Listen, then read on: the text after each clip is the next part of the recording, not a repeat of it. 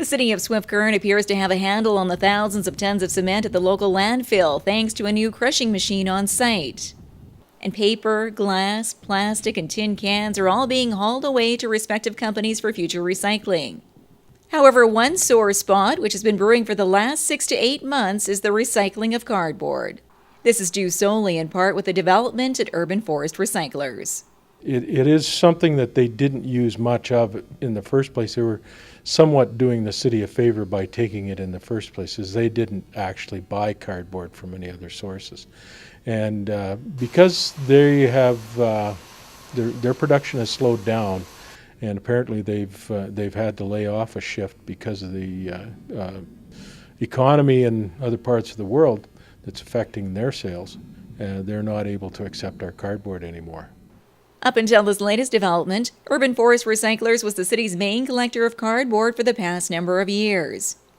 Now, Knutson says he's been busy looking at other alternatives. I've been talking to a company from Regina, but the cost of shipping it is prohibitive because we'd have to ship it loose, and shipping loose cardboard is a losing battle. The objective here is to try and save money. Knutson further adds until a permanent solution is found for the cardboard dilemma, his department is left with only one alternative. We're only allowed to burn clean wood. We don't burn cardboard, it gets buried. Now, one thing about cardboard and paper, it is biodegradable. So in the big scheme of things, it breaks down and goes back to the earth eventually. Unfortunately, when we bury it in a landfill under many feet of dirt and everything else, it doesn't break down very quickly. You can probably dig it up in 20 years and still find it. And as the cardboard matter is addressed by the city of Swift Current, consumers can do their part by purchasing products that contain less packaging whenever possible.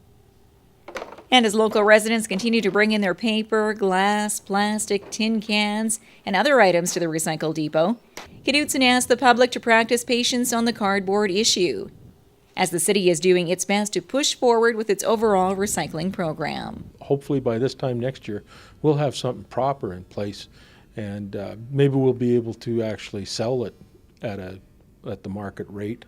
One thing I would like the residents to know, the people that work at our recycle depot do not have any control over what happens, and they've been taking a lot of verbal abuse from people, and we have to get that stopped. We're going to start banning people from using that facility if they continue to verbally abuse our attendants. If they have any issues, they can always talk to me. I've got thick skin. And in further discussions with Knutson, he noted that an actual questionnaire to city residents will likely appear in utility bills in the coming weeks, asking for the public's input on overall recycling initiatives.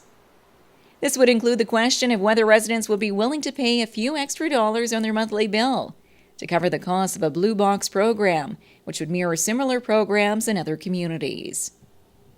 Southwest TV News will continue to follow this story as it unfolds.